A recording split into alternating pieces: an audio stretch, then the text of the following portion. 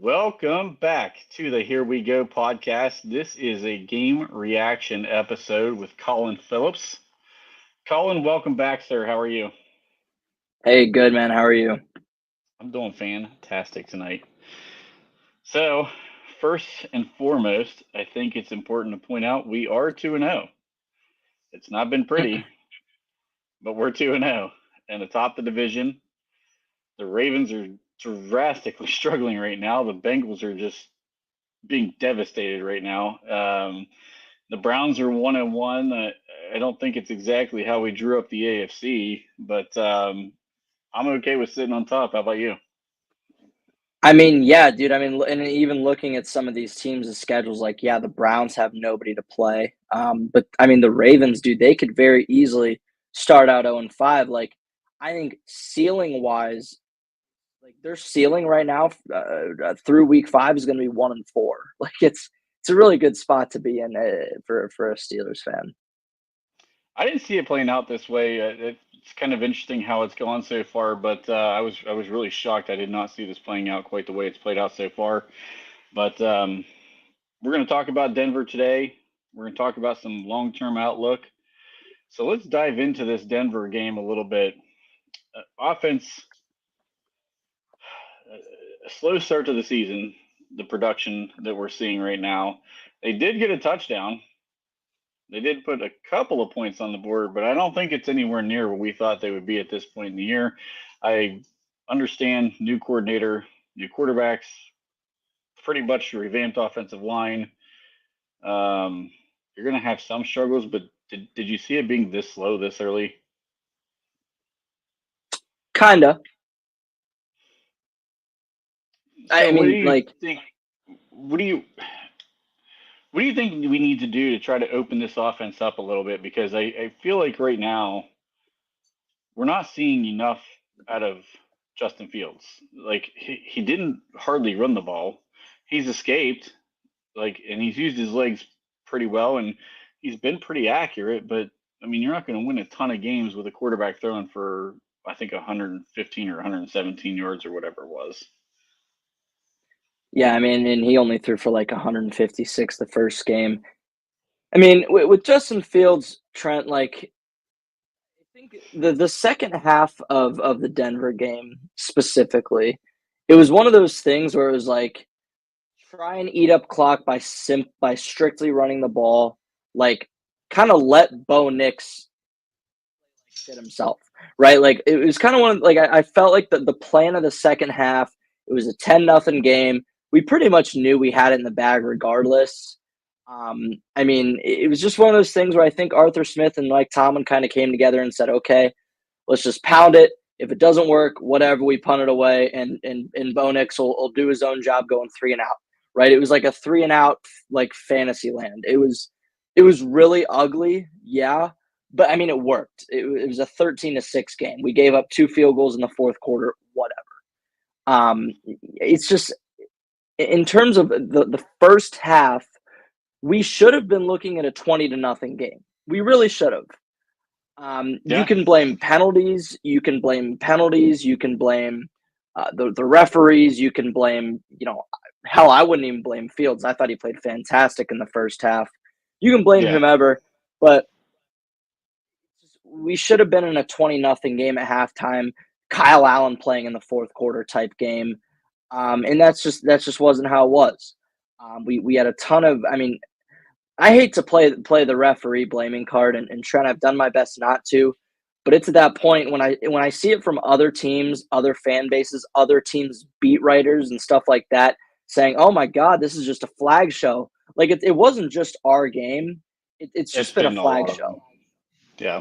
Every game, yeah. For the Cleveland game, they had 4 penalties in a row in the late game fourth quarter on their offense. It's come on, man, this is stupid. The whole Trent, never in my life have I seen a right tackle rotation, and the fact that the rotating guy commits 3 penalties in 2 drives, 2 of them being absolutely monster penalties that just killed a drive, was the most infuriating thing ever. We would have scored a touchdown that drive. And then you have an absolute bullshit call on Van Jefferson in the end zone when clearly the corner tries to take his head off to get to George Pickens. It's like Yep. Van Jefferson didn't initiate that. Van Jefferson was starting his route. What the hell are we doing? What are we seeing? And again, I hate playing the referee blaming card, but in this case, man, that first half, I'm blaming the refs. It was egregious. Yeah. So we apparently have a third fan here on the show. It's the Stash. Hey, thanks, brother. So the Stash apparently is bringing people in. We appreciate it, Smitty. I mean, I thought the offense in the first half clearly looked much better than the second half. But you're right, we're shooting ourselves in the foot with these penalties, whether it's the referees or our own fault. Either way, we're an offense right now that's not generating enough to have that big play get called back. I mean, we're just not. We need that to be a hit every time. And honestly, it's been so much Pickens or bust right now that we continue to pull his great plays and his effort off the board because there's a crap call in the Atlanta game with that push off. That was the worst thing. I think that was the most egregious offensive pass interference I've ever seen. And then you get a Broderick Jones holding, and I don't think that hold was that egregious, but Justin's rolling out, and of course you can see the tug a little bit, so you can see why they called it. But it definitely killed us. And yeah, Smitty, I'm right here with you. This is something that I don't know if they just completely abandoned this with Justin, because you didn't see the designed rollouts like we saw in the first game as much. You didn't see the designed quarterback draws or powers or anything like that, like what we saw in that first game.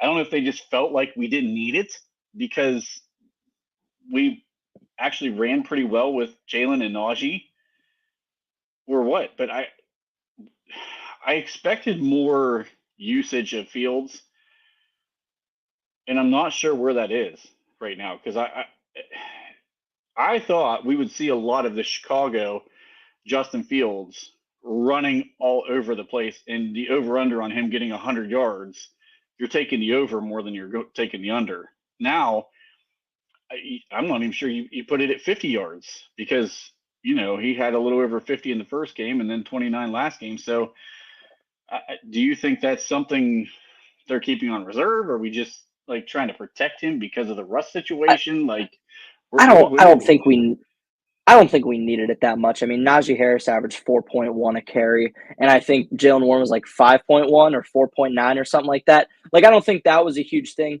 I think like my biggest thing in regards to the Fields is like it's kind of hard to do a QB. Like, you could see it against Atlanta, the QB runs, like the majority of them I felt like came on third downs, but it's really hard to do that on third down when it's 3rd and 13.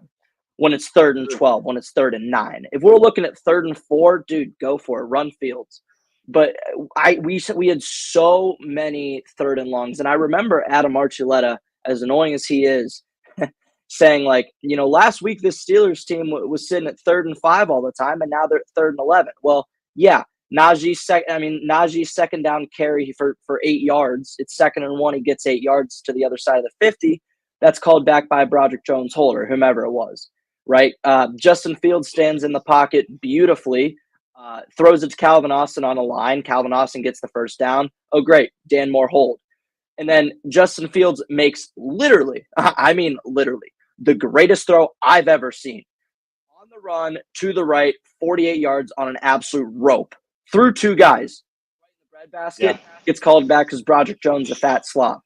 And then there was another one. There's another one I was thinking of. Whatever it was, the touchdown gets called back too. But it's just I don't think it's a lot harder to do a QB run on 3rd and 12 than it is 3rd and 5. If it's 3rd and 5, I'm taking Justin's legs 75% of the time. But if it's 3rd and 11, we're kind of screwed either way, I didn't get to see Zach's comment there. Oh, the last one. Here, let me put that back up actually real quick, and I'll flip back to Flip's comment. So, well, yeah, I agree.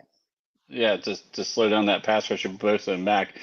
Oddly Gonna enough, I act actually saw. were we realistically gonna act scared of Baron Browning and Jonathan Cooper? Like seriously, and that's another thing there's they had no edge rushers. Like Matthew Judon played a Yeah, really good game against Philly. He's clearly a good player.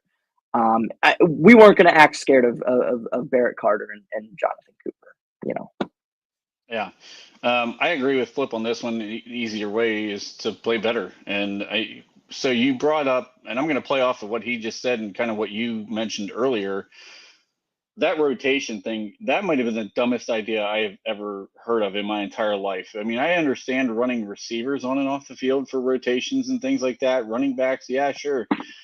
But splitting reps between two right tackles, like I don't even remember a time where I've heard of that, let alone think of how that even benefits us. Like, first of all, Troy Falatoni played a phenomenal game, I thought, for a guy who's rookie in his I do first too. game. And again, like you mentioned, not the greatest edge rushers in the world, but I think he had 29 pass sets and zero pressures, zero sacks.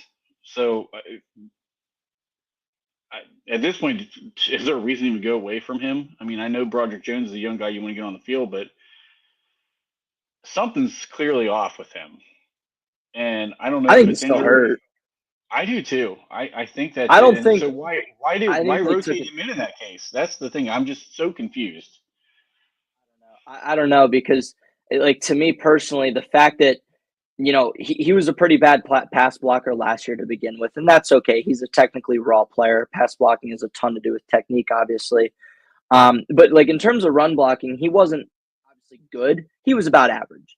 And he's been worse than average this year. I'm of the opinion that it is legitimately like injury, not just oh he's hurting, right? I do think it's an injury, and then it's also a fact that like listen, I get it. It's his rookie year.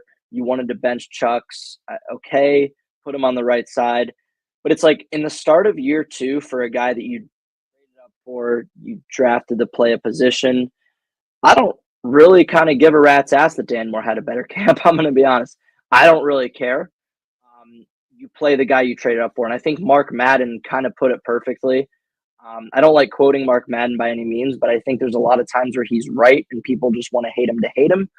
But in this Hmm. specific case, he was perfectly correct. He's like, Tomlin's got a really weird, um, kind of a weird loyalty to Dan Moore. And the fact that you trade up for a guy and don't play him is just a perfect definition of coaching malpractice. So yeah, I'm going to go back to it. I don't care if Dan Moore played a better camp or a better preseason. I don't care. I don't care.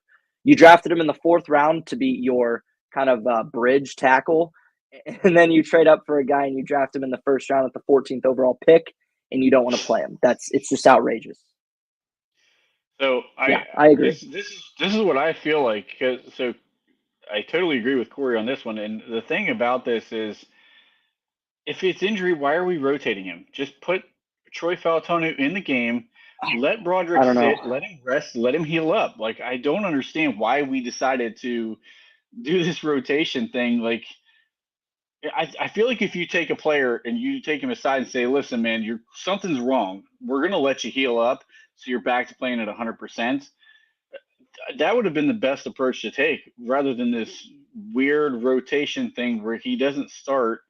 That has to be a shot to his confidence. If you're telling him you're healthy enough to play, but you're not healthy enough to start, then you've got to be crushing his confidence right there. And then the other piece to this, to me, is I still feel like so many people were saying that him switching between the right and the left isn't a big deal. If it's not a big deal, then why is Dan Moore Jr. not able to do it? Why is everybody making such a big deal about how seamlessly Troy Falatonu is doing it? It is a bigger deal than I think people want to let on. And I really feel like for a guy who is this raw, you knew he was raw. It was part of his draft profile. Right.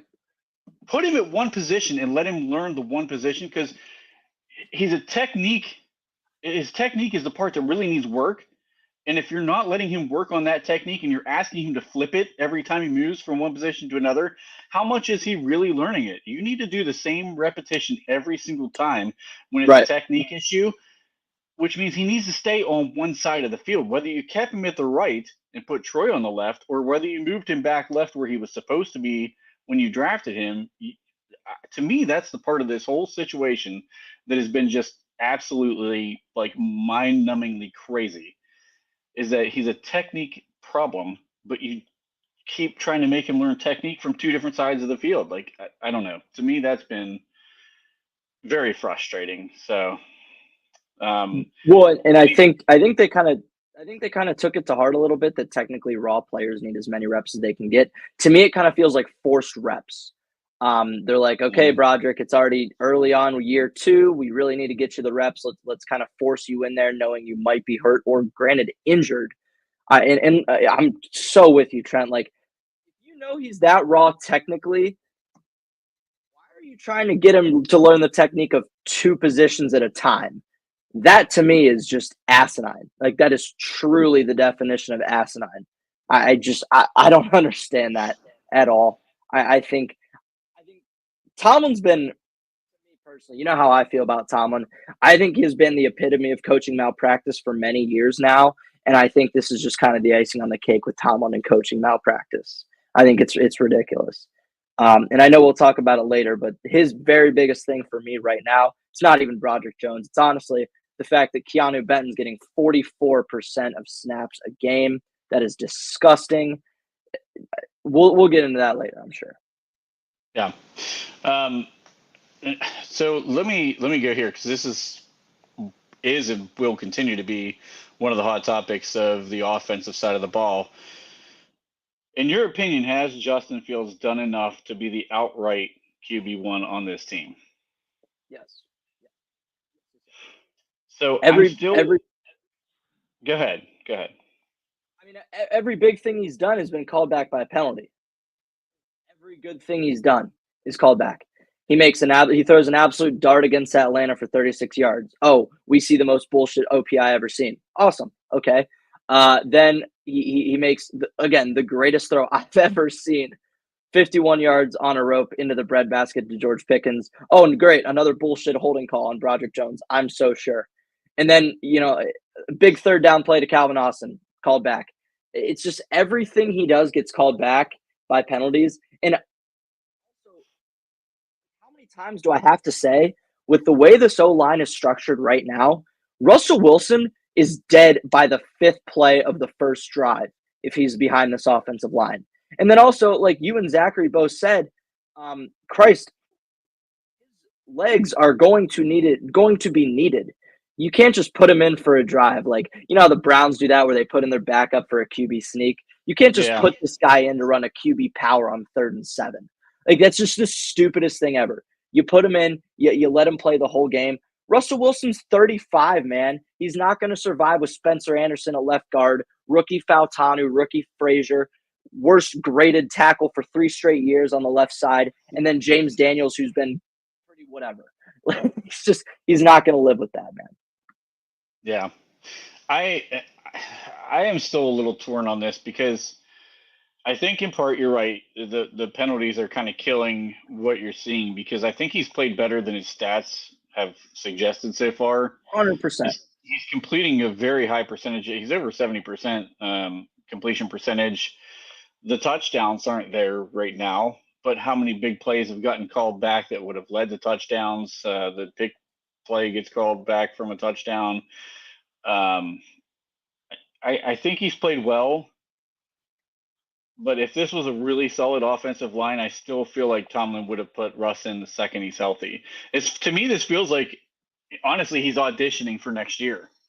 Like, I feel like that's how the team's using him. I feel like they're letting him do an audition for next year. And I don't know if Smitty's still in here, if he's still listening, but because I know Alan Saunders has talked a number of times about feeling like Russ is like really close to being able to play, but if he's not at 100%, they're not going to play him.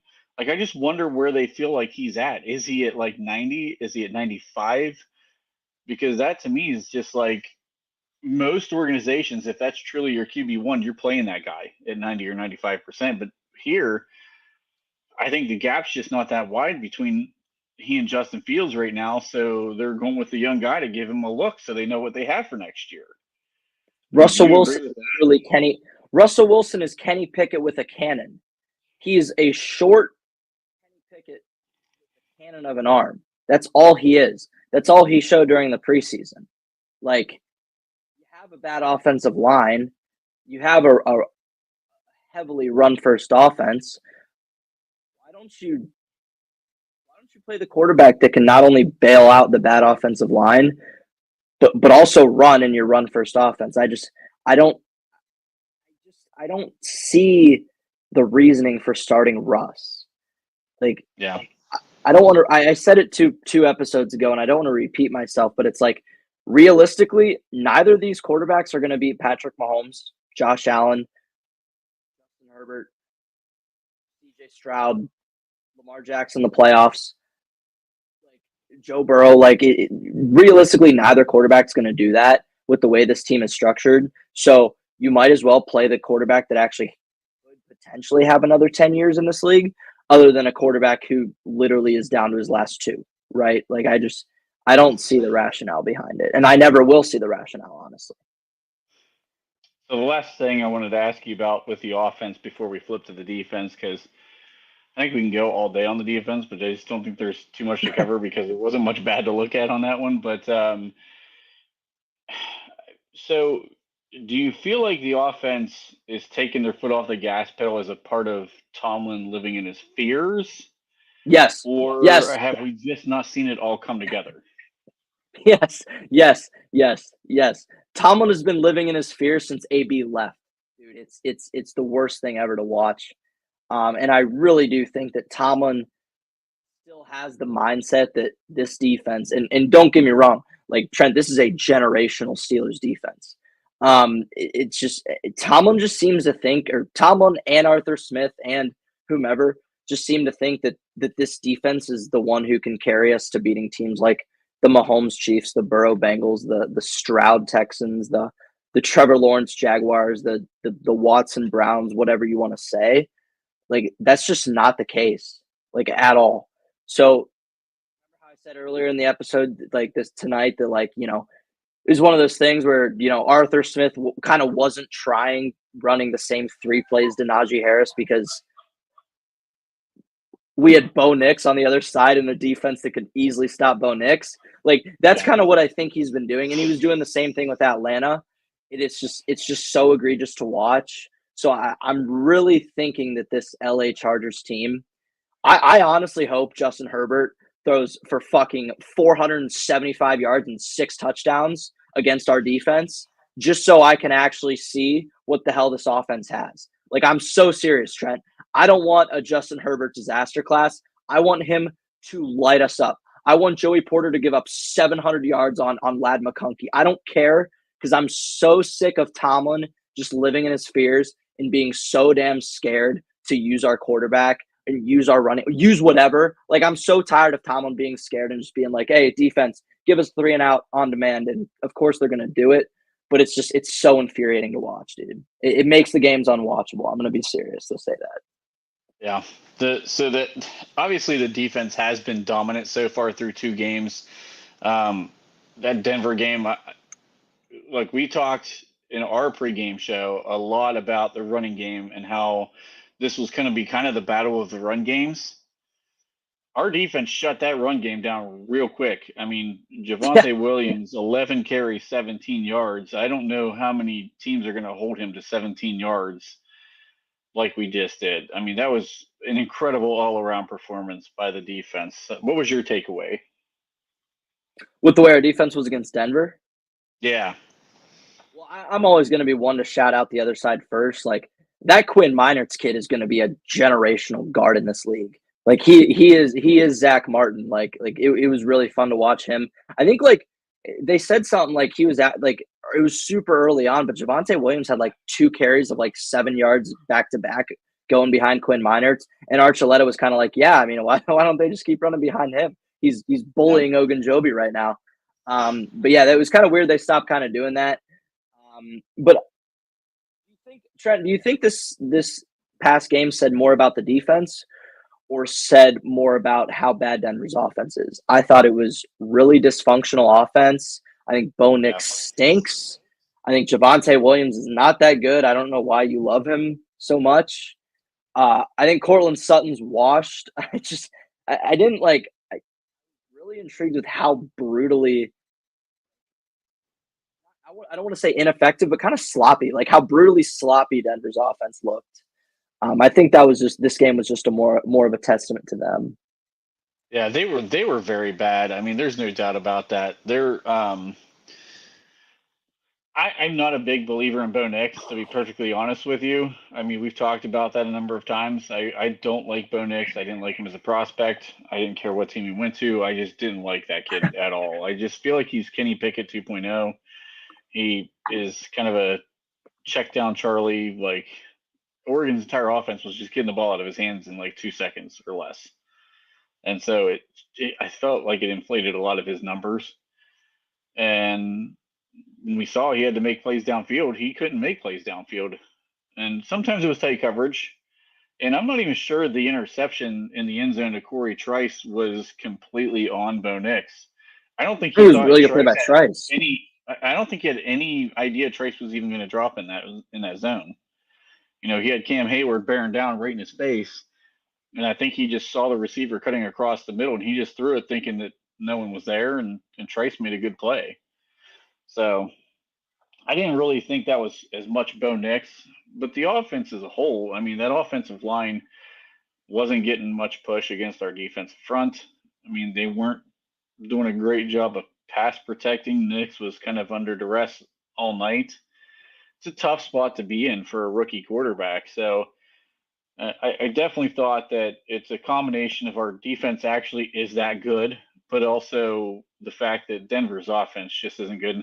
I don't think that team's going to win very many games this year. Do you?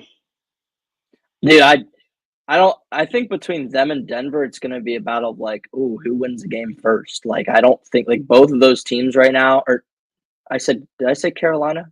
Carolina. You meant yeah. You said Denver, Yeah, but I figured yeah, you meant yeah. No, Carolina. sorry, but between them and Carolina, dude, I'm looking at it and I'm like, dude, like, which of these teams is going to win first? Because it looks like they're having a battle of like who can go 0-17 better. Like, but I think the one thing that is a testament to our defense right now is the fact that I thought both Minka and TJ were kind of just pedestrians on Sunday. Like both of them were kind of just non-existent in the game. And the fact that our defense still showed out that well with neither of them playing a big role whatsoever, I was really, really impressed. I thought Mike McGlinchey actually did a really good job on TJ, or the fact that there was multiple plays when it was tight end stays, guard pulls, tackle stays, running back chips. Finally, like the ball's out. Like Yeah. it was a really good testament to this defense. So that's definitely something exciting. But I'm gonna say it again, Trent. I really do hope that Justin Herbert tears us to shits, like to shreds, dude. I really do, because I want to see what this offense can do. Like enough of Tomlin playing the whole ground and pound Najee till he dies. Like I don't like it. It's no fun. It's no fun. Yeah. Well, I think the one thing that's been a bright spot on the defense, obviously, is the two of the newcomers with Dante Jackson. You and I talked before we started the live here. That play where he shot through everyone and makes that TFL, that was a phenomenal play for a corner, and in a play we haven't seen a corner be physical for quite a while. So it was nice to see a guy come up in that run support and get a tackle for loss in there. So I like that a lot. Um, man, your boy Deshaun Elliott just looks like he is loving this defensive system. Like he is flourishing right now in this defensive system. So again, you had a kind of an immobile Kirk Cousins. You had a young rookie quarterback, but so far he looks like one of the best signings we're going to have from this offseason.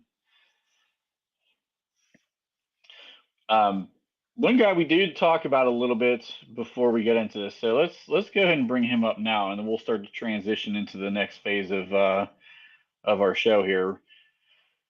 Patrick Queen. So far, a little underwhelming from Patrick Queen. What has been your reaction so far to what we've seen from Patrick Queen? What are some of the things that you've seen from him that you like? Maybe some things that you need to see get better. I mean, like I kind of said before we started that, like before we went live here, it's kind of one of those things where it's like it's hard to kind of point a finger on exactly what he's lacking, or I guess what he's not doing. I mean, I think in like downfield coverage, he has been phenomenal. And like you said, it's something that we have not seen since Shazier being able to just run step for step with a slot corner or a slot receiver. I'm sorry, like all the way down the field and cover two. Like it's really impressive. And I think like the missed tackles thing is a little bit inflated because it feels like if he does miss a tackle, someone is right there immediately anyway. And then again, dude, like you had said, I mean, Javonte Williams had 11 catches for or 11 rushes for 17 yards. Like even if Queen did miss 3 or 4 tackles on those 11 carries, well, that's like 1.3 yards a carry. Like who cares? I Right. guess the thing with Queen coming into it with it, I know at least Flip talked about was like, yeah, he's great in coverage, but he's so subpar in the run defense. But it's like, well, John Robinson only averaged 3.7 yards a carry, and he torched Philly Yeah. and not yesterday, but the day prior. And then, Javonte Williams has like 1.4 yards a carry. Like, I think the missed tackles people are getting a little bit too overwhelmed about. And this week's another, like I've said, this, you want to test this defense. This is the week to kind of do it, to kind of see what you can get. It's so early in the season that like I'm not going to worry about it. But yeah, I'd say it kind of has been underwhelming for sure.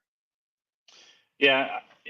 And I wonder too, because I mean, Baltimore's always had a solid front in front of him, but have they had a front like what we are seeing right now in Pittsburgh? I mean, Cam Hayward No, is playing really well no. so far. Keanu Benton looks like a guy who's a breakout star waiting to happen. We've talked about Larry O. We neither of us have been big fans of Larry O, but he's actually played really well. And then you've got two great edge rushers. All these guys are in front of him and helping to slow a lot of this run game down. So I just wonder how much of this is the fact that maybe he's still finding his footing in this defense. How much of it is I've noticed guys that are just ultra athletic linebackers do miss more tackles because they have a tendency to overrun plays because of their speed. They just get there quicker than people think, they should be getting there. So I think sometimes they do overrun plays and make guys cut back, and that at times can create missed tackles. So we're talking now in this segment about the long-term outlook. So I mean, is there anything specific from him that you want to see improve? I mean, is it just maybe the missed tackles? Do you want to see him be more of an impactful player in the defense moving forward? Because I think for me, I just want to see a little bit of splash out of him. Yeah, I mean, I definitely agree on the splash aspect. I think, like, in the moving forward aspect of this, I want to see our defensive system like not expect so much from one position. Like, our middle linebackers are asked to do a lot, and I think it's really just Yeah. because like they're expecting Shazier all over again. Dude, Shazier was one of a kind, man. Like, he was so one of a kind that he got himself hurt being one of a kind. Like, straight up, like that's just the case, and it Yeah. sucks. But like since Shazier, I think a lot of the times people kind of sit there and say, "Oh, we just haven't been able to get him in a linebacker since." Well, maybe that's not it. It's just the fact that they're asked so much. There is no way that Patrick Queen was asked to do this much in Baltimore's defense because he had the second best linebacker in the league right next to him, giving him high fives, right? Like that. I think that's a huge factor in it. And so far this year, I feel like Alandon Roberts last year was kind of an anomaly. He's been another linebacker on this roster. Been really kind of dead silent. You haven't heard much of his name. You don't see him making ridiculous plays at the line of scrimmage as much as this year. So maybe kind of moving forward in regards to him or the linebackers in general, maybe just not be asked to do so much. You know. Yeah. Yep. I like that. So we already talked about Justin Fields doing enough or maybe not doing enough to be QB1. Do you buy into any of the conversation about a trade of Russell Wilson? No, Yeah, I'm with you on that one because that so would be the worst thing ever. the problem with it is Justin Fields. I think we're both assuming he's going to increase his workload as a running quarterback here as the season progresses, that type of guy can get hurt. I mean, we've seen a guy in our division who is the same type of make and mold in Lamar Jackson get hurt very frequently. So why would you not want the insurance of a Russell Wilson, even if he becomes somewhat of a disgruntled Russell Wilson? Like, I mean, why would you just, unless that dude just really creates problems in the locker room, I don't see why you would trade him. So I don't know. What are your thoughts about that? I agree. Like, God forbid Justin Fields gets hurt, that the season's over, right? Because if we have to trot out Kyle Allen for 4 quarters for multiple games, I mean, the season's over. So, I mean, whether you want to start Russ or Fields, when I say that, I mean start Fields for Christ's sakes. Russ is a phenomenal backup to have on the roster. He's a great backup to have. I mean, Russ, if you consider backup quarterbacks in this league, I'm putting Russell Wilson up there with the top 3. Like, he's a great backup. He is.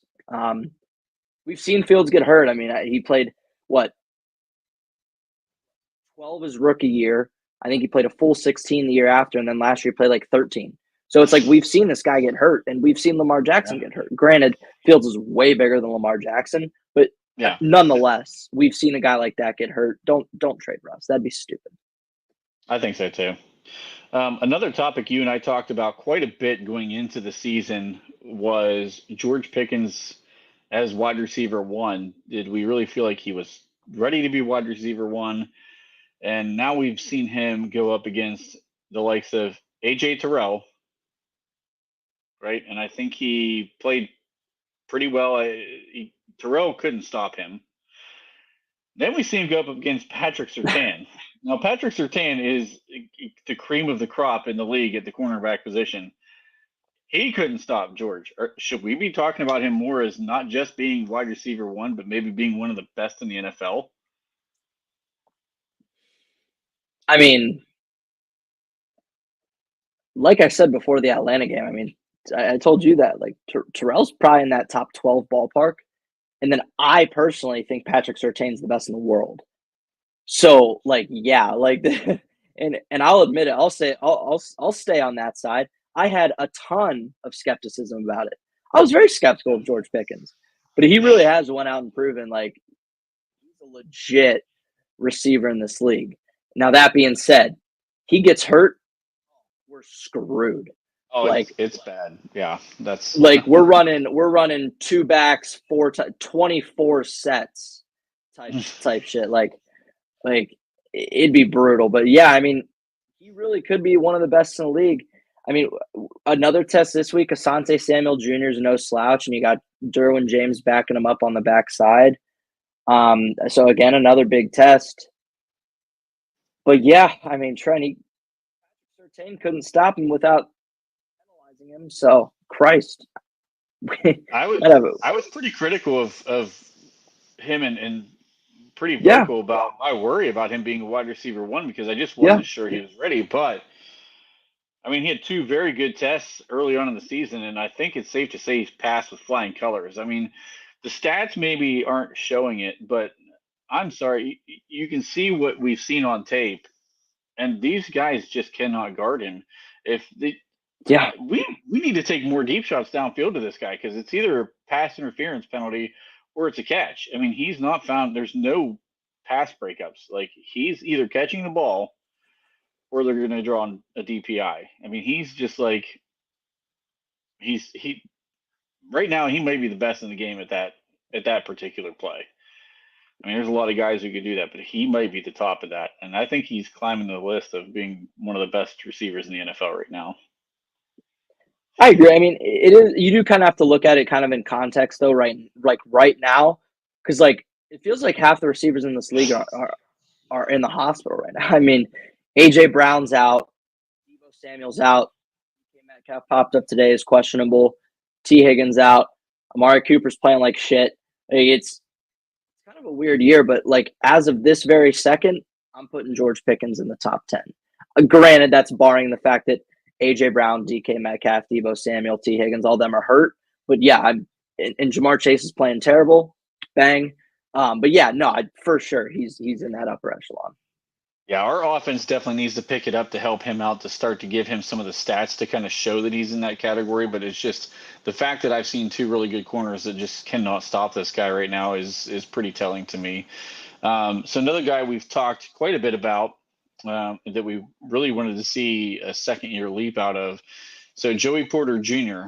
Are we considering him an elite corner, or is he a little more flawed than we thought he was? Well, as you can see from the one tweet I sent out, I apparently am crazy. I'm crazy. But no, I'm gonna take the pessimistic side here. Dude, listen, he is one of the better press corners in the league by far. Absolutely, no questions. He can't tackle. The guy cannot fucking tackle. It is tackle football. You have to tackle, right? Like all these JPJ Peasy Jr. rah rah fanboys are like, they're ignoring the fact that fucking cornerback in the National Football League can't tackle. He's committed 3 penalties in 2 games, 2 of which have been huge. He gave up a 29-yard, granted only 1 reception, I understand, but it was for 29 fucking yards with a missed tackle to Cortland Sutton. Like, I don't understand. Like, I love PZ Jr., man. I pushed for him all offseason. He's not an elite corner yet. Can we just say that? Like, Yeah. he's just not.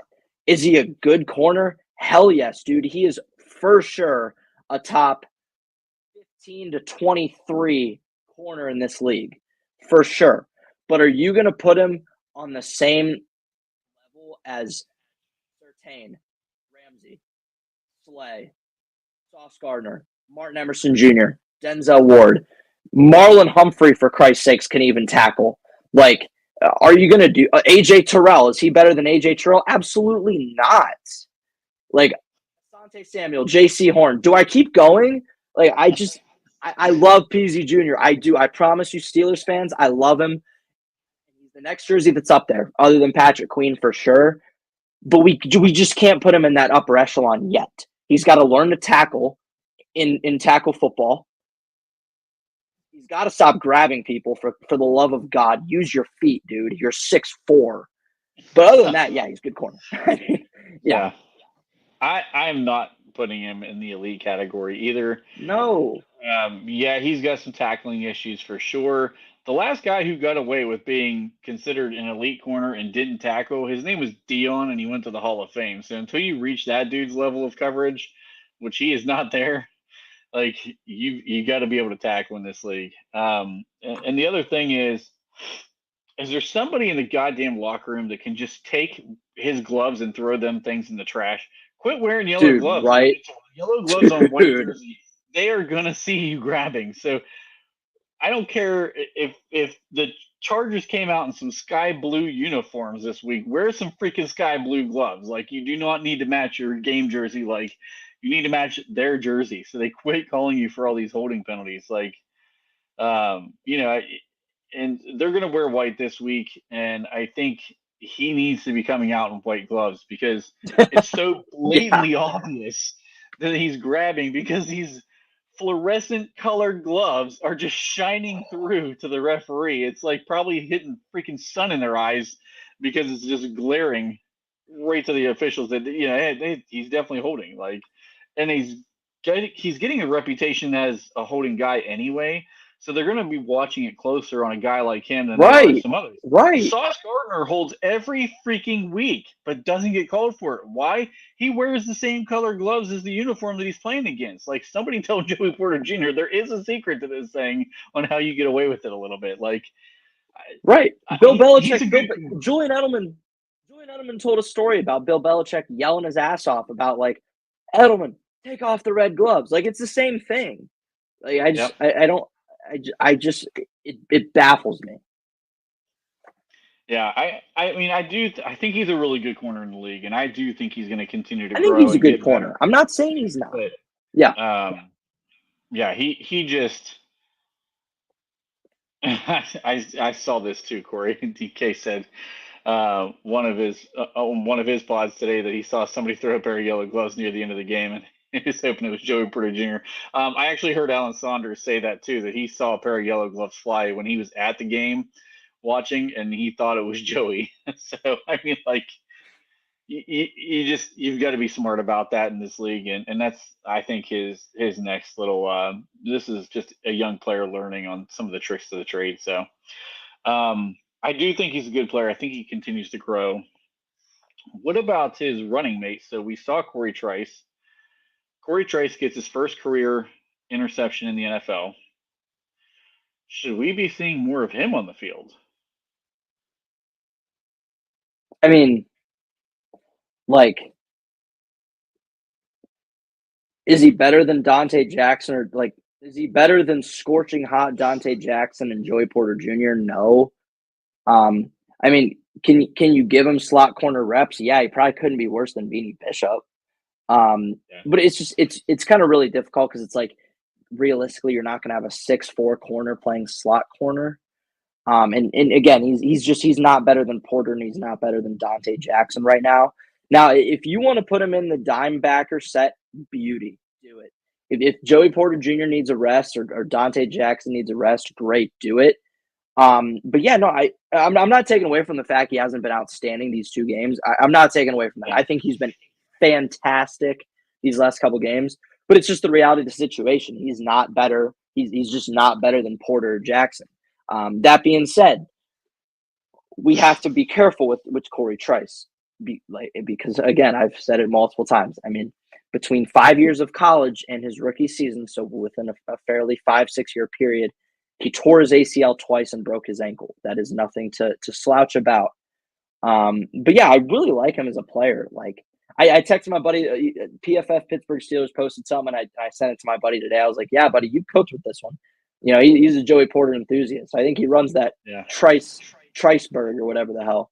But yeah, no, I'm really impressed with Corey Trice right now, and it's comfortable knowing that we have 3 corners that can, like, actually play the outside corner position. We haven't had that luxury since probably the time when it was Ike Taylor, Deshae Townsend, and Brian McFadden. Like, that's a long time. So it's a really good thought to have. Yeah, I only threw that one in there because I saw some people online starting to talk about that, and I'm like, first of all, have you not watched Dante Jackson play so far? Because why would you take that guy off the field the way he's playing right now? I'm absolutely not taking him off the field. And I think there are some people that think Corey Trice should move into the slot and play slot corner, and I just don't know how he would do. Now, he has been playing in the dime already. He's in the dime packages. That's why he was on the field for the interception. Sure. They were in a zone coverage. He dropped, at first he was in the flat. The other, I don't remember who was on the outside of him, steps up. He drops back and steps in that throwing lane because he saw the receiver coming across the middle. So, like, I would say this: be happy that you have that guy as your depth piece, because at some point you're going to need him. And we saw Jackson get a little banged up. I think it was just kind of cramping in that game in Denver. But if you have a guy like Corey Trice coming off your bench, be happy you have that guy. Like, I know you want him to get more playing time because he's a young guy and everybody wants the young guys to get all the playing time. But I'm sorry, Dante Jackson's playing fantastic. I'm not taking that dude off the field for nothing until he does something incredibly stupid, like lose a game for us, being just horrible all game. Like, I'm not taking that guy off the field. He's been phenomenal. What about Peyton Wilson? So Peyton Wilson's been a guy we talked a little bit about before we got into the show too. What have you seen from Peyton Wilson so far? I like that they're rotating him as much as they are with Landon Roberts there. I mean, yeah, Patty Q deservedly should be playing 100% of snaps. He was an All-Pro last year. But yeah, no, I really kind of like how well they're rotating him in with Landon Roberts. Now, I haven't gotten really to the majority of the All-22 film on the defense, because it's like, dude, I'm not going to watch that shit. They gave up 6 points and like 13 total yards. Like, why would I watch this? They picked him off twice. Like, I just have no reason to watch this. But I think, honestly, like, even on special teams, I think he's been well. I think he had not 1 but 2 tackles on kick returns last week, or maybe one of them was a punt return. Like he brings obviously the special teams upside because he's a 6'4" middle linebacker, runs a 4.4, which is just disgusting activity. That's Um, I, ridiculous. I mean, if he could stay healthy, why not make him a key contributor? He's clearly tough as nails. So Yeah. it's just again, it's same thing with Dante, same thing with Trice. It's like how well can they stay healthy is all that really matters. He's played a little more than I thought he was going to. To be fair, I I agree mean with that too. they've Yeah. rotated him into the games a little bit more frequently than I thought they would. So I'm happy he's getting the playing time because he's getting the experience. And he's not had that splash that we kind of saw from him in the preseason yet. And it seems to be that whole middle linebacker room, which is why I'm wondering if we're not seeing it because the front's doing work right now, and they haven't needed to do as much. But I really think that it's interesting that he's played as much as he has so far. Um, Now, I do want to bring up one guy because I think his season right now is taking off a little better than most, except for the two men on this show right now may have thought.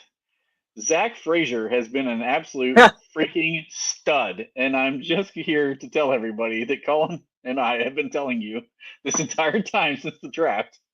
This dude is a stud. He's played like a stud. He's bullying dudes. Like I mean, he's just straight bullying people, and I love it. So let's talk a little bit about Zach Frazier. How are you feeling so far about him? He's had. I mean, we talked about Atlanta's front was a good front. Now Denver didn't have the same type of front, but dude's just stacking film right now. How you feeling about Zach? Yeah, no, he's been outstanding, dude. It's so fun knowing that me and you have been riding this guy since March or since May.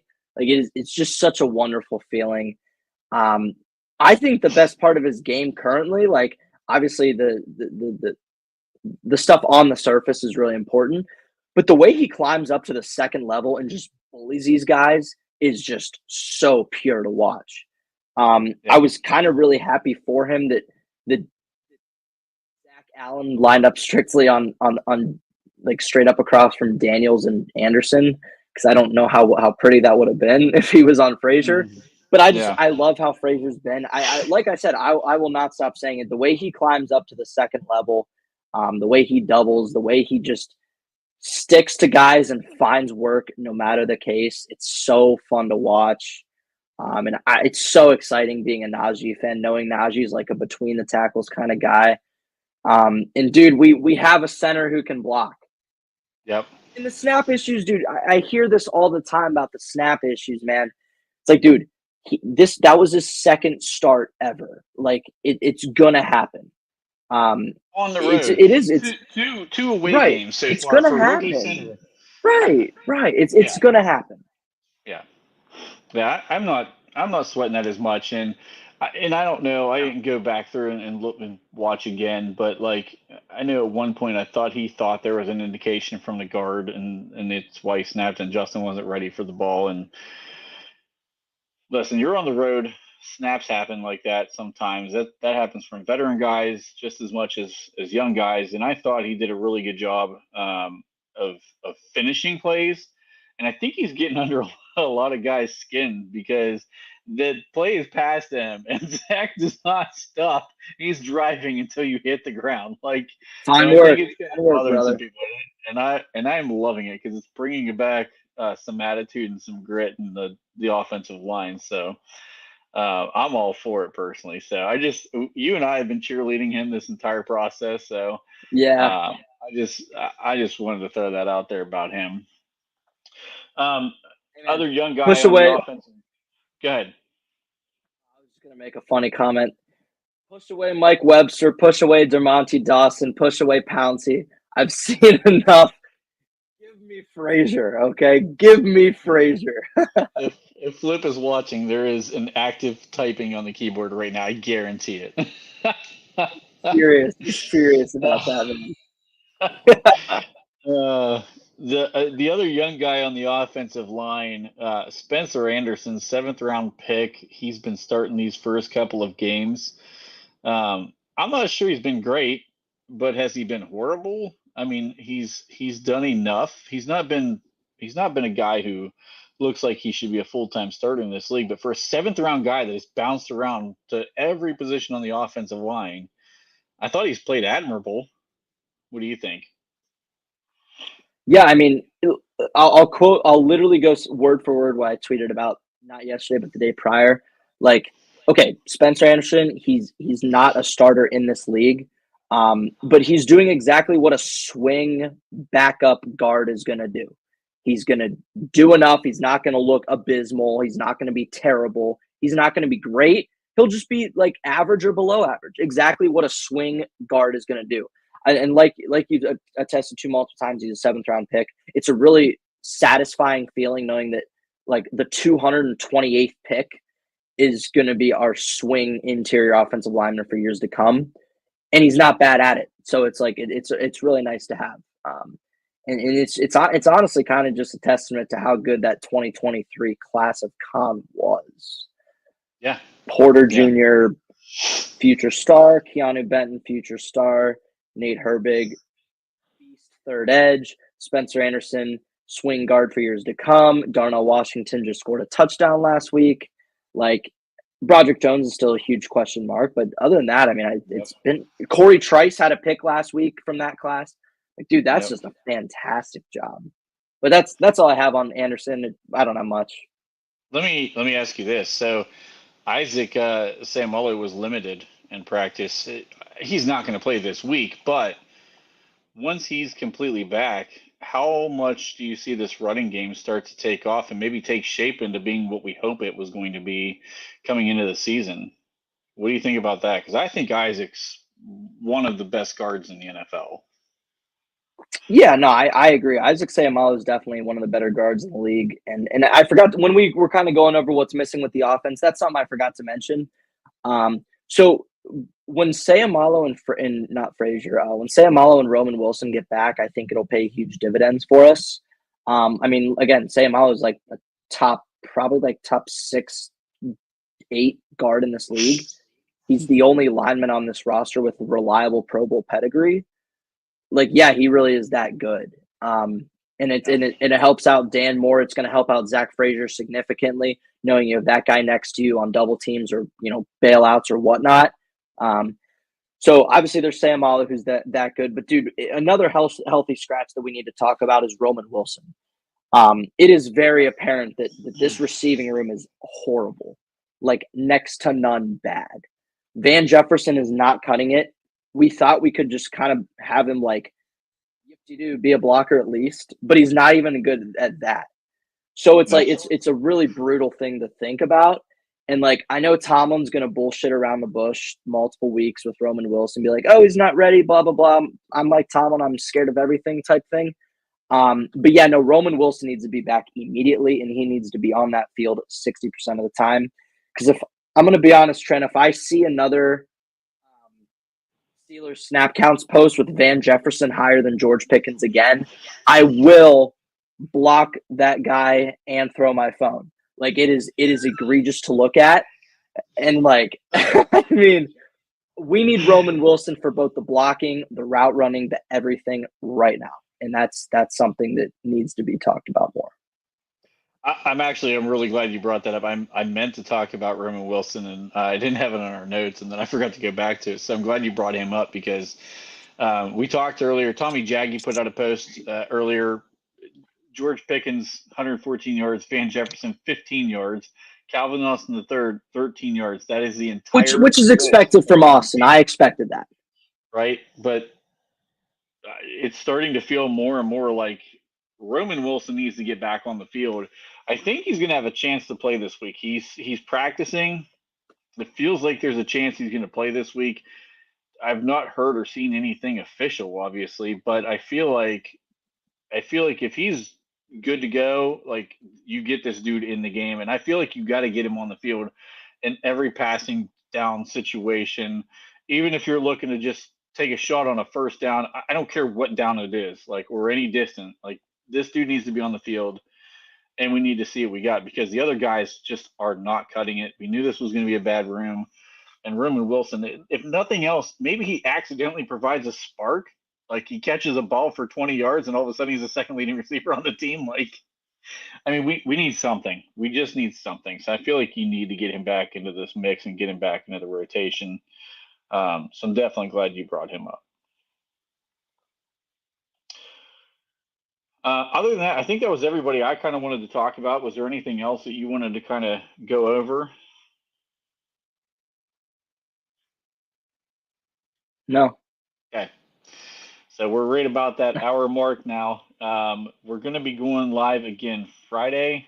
We're going to start to do our preview of the Chargers game. I think that this one's going to be a A tough one. test. Big time. Big time. This one's going to be probably the game. Out of every game I think we have before the bye week, I am more concerned about this Chargers game than I am the Dallas game, especially after what we saw with Dallas last week. If you can run on Dallas early, it breaks down that defense, in my opinion. Whereas the Chargers don't have the same type of weaknesses, and if they're running the ball as effectively as they have been, this is the game that's going to concern me a bit on the early part of our schedule. So definitely looking forward to going live on that one on Friday. Probably be Friday evening, but looking forward to it. So, Colin, it's fun as always. Appreciate you coming back on. We'll see you again on Friday, and then we'll start to break down the Chargers. Yeah, definitely a lot to talk about. Probably a pretty lengthy episode. So for all the viewers, just be prepared. Absolute test on both sides of the ball. So very exciting game to look forward to. Yep, absolutely. So please like, share, subscribe. Colin and I do this for fun, but we like the engagement. So love trying to throw the remarks and the questions and whatever in the posts up there. Appreciate y'all watching. We'll see you Friday.